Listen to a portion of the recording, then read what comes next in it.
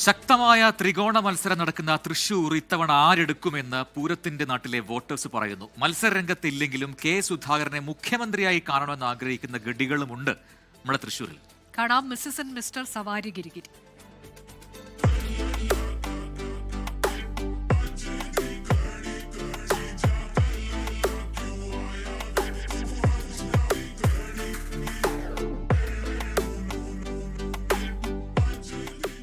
ബൽറാം, നമ്മളിപ്പോൾ ഒരു മനോഹരമായ സ്ഥലത്ത് എത്തിയിരിക്കുകയാണ്. എനിക്ക് തോന്നുന്നു സിനിമയിൽ ഒരു ഒറ്റ ഡയലോഗ് കൊണ്ട് ഈ സ്ഥലം ഏതാണെന്ന് മനസ്സിലാക്കാൻ പറ്റും. ഞാൻ പറയട്ടെ ആ ഡയലോഗ്?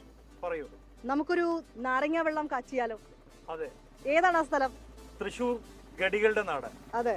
തൃശ്ശൂരിൽ എത്തുമ്പോൾ തേക്കുംകാട് മൈതാനത്ത് എന്തായാലും എത്തണം. ഇവിടെ ഒരുപാട് കാണണം. അതെ, ഇവിടെ ഒരുപാട് പേരുണ്ട്. ഈ കടുത്ത ചൂടത്തും എല്ലാവരോടും തെരഞ്ഞെടുപ്പ് വിശേഷങ്ങളും തേടാം. ഓക്കെ, അപ്പൊ നമ്മുടെ യാത്ര തേക്കിൻകാട് മൈതാനത്തിലൂടെ തുടരുകയാണ്. അതെ മക്കളെ, കാറ്റൊക്കെ കൊണ്ടിരിക്കുകയാണ്. എന്തുണ്ട് വിശേഷം? തൃശ്ശൂരുകാരാണോ? എങ്ങനെയുണ്ട് ഇലക്ഷനൊക്കെ?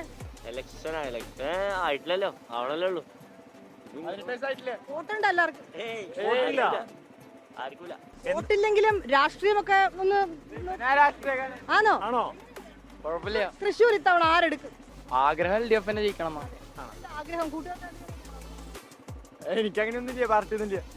പാർട്ടി ഉണ്ട്, അങ്ങനെ പ്രത്യേകിച്ച് ഇഷ്ടമൊന്നുമില്ല. എങ്ങനെയുണ്ട് ഇലക്ഷന്റെ ചൂട്? ഇലക്ഷന്റെ ചൂടും തകർച്ചയായിട്ട് നടക്കുന്നുണ്ട്. ആണ്. എങ്ങനെയാ സാധ്യത? കാറ്റ് എങ്ങോട്ടാ? കാറ്റ് നമ്മളെ പല്ലന്റെ ഭാഗത്തേക്കാ. പല്ലന്റെ ഭാഗത്തേക്കാ.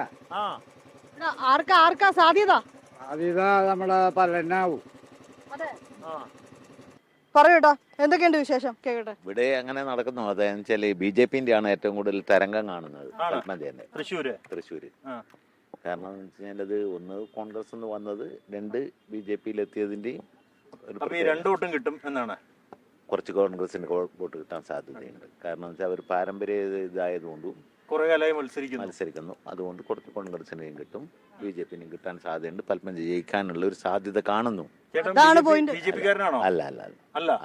അല്ല BJP ഇത്തവണ മണ്ഡലം പിടിക്കാനുള്ള സാധ്യതയുണ്ട്. കാരണം അതിന് ഒരുപാട് കാരണങ്ങളുണ്ട്. അവരുടെ വിജയ സാധ്യതകൾക്ക്, അവരുടെ പ്രവർത്തനങ്ങൾക്കും. അതായത് വെച്ചാൽ അവര് പിന്നെ സുരേഷ് ഗോപി ആകട്ടെ, അതായത് വെച്ചാൽ പുറമെ പറയുന്നത് പോലെ അല്ലാണ്ട് തന്നെ ഇവിടെ വികസന കാര്യങ്ങളിൽ ഇടപെട്ടിട്ടുണ്ട്.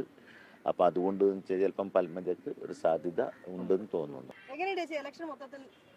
അയ്യോ, ഗുരുവായൂരൊക്കെ ചൂട് പിടിച്ചിരിക്കണ്ടേ. എന്താ തോന്നുന്നു? കാറ്റെങ്ങോട്ടാ?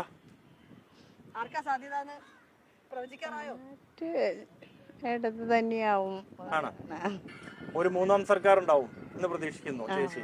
ആഗ്രഹിക്കുന്നുണ്ട്. അതെ, ഒരു മൂന്നാം സർക്കാർ വരണം. വികസന തുടർച്ച വേണം. അതെ. ഇവിടെ നമുക്ക് കുഴപ്പമൊന്നുമില്ല. ഇവിടെ ജയിക്കുക രാജമ്പലം ജയിക്കും. തൃശ്ശൂര് UDF ജയിക്കും. ഇവിടെ BJP കുറച്ച് വോട്ട് പിടിക്കോ? ഇല്ല, BJPക്ക് കുറവാ. പൽപ്പഞ്ചയ്ക്ക് ഇവിടെ ഇതില്ല.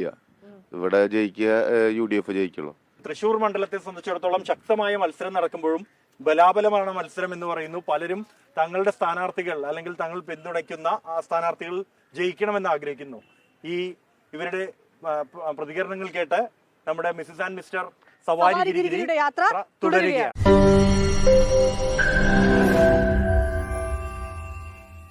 ലോകത്തെവിടെയായാലും ഏത് സമയത്തും 24 വാർത്തകളും ഓഗ്മെന്റഡ് റിയാലിറ്റി പാക്കേജുകളും എക്സ്പ്ലെയിനറുകളും വിശദമായി കാണാൻ ഞങ്ങളുടെ YouTube ചാനൽ നിങ്ങൾക്ക് സബ്സ്ക്രൈബ് ചെയ്യാം.